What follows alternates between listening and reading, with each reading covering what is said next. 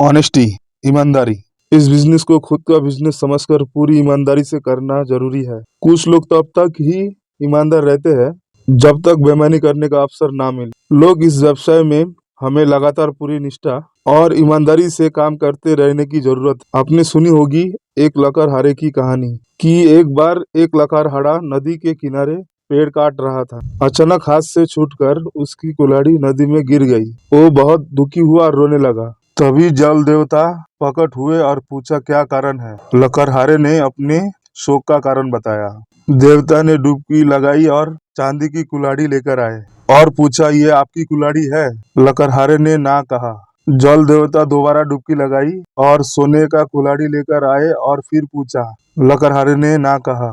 जल देवता ने तीसरी बार डुबकी लगाई और लोहे की कुल्हाड़ी लेकर आए और लकड़हारे से पूछा। लकड़हारा खुश हो गया और कहा, हाँ, ये मेरी कुल्हाड़ी है। लकड़हारे की ईमानदारी पर जल देवता ने तीनों कुल्हाड़ी लकड़हारे को दे दी। लकड़हारे ने धन्यवाद दिया और खुशी खुशी अपने घर चला गया। ये कहानी सत्ययुग की, लेकिन अब कलयुग में एक दिन वही लकड़हारा नदी के पास लकड़ी काट रहा था।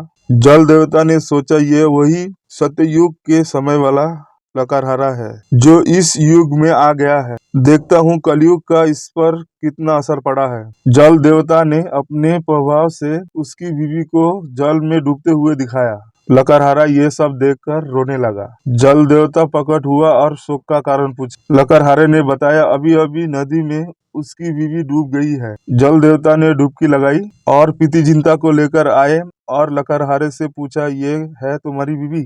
लकड़हारे ने तुरंत कहा, हाँ, यही है। जल देवता बड़े क्रोधित हुए और उन्होंने लकड़हारे से पूछा, क्या कलयुग का प्रभाव तुम पर भी पड़ गया?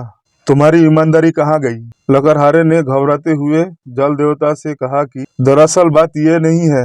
बात यह है कि मुझे मालूम है आपने पहले पीती चिंता को निकाला। मैं मना करता आप कैटरीना कैफ को निकालते। मैं फिर मना करता तो आप मेरी बीवी को निकालते और मैं जैसे ही हाँ बोलता आप मुझे तीनों दे देते और पूर्व में तीन तीन को नहीं झेल सकता। सर, आप जोक समझते हैं?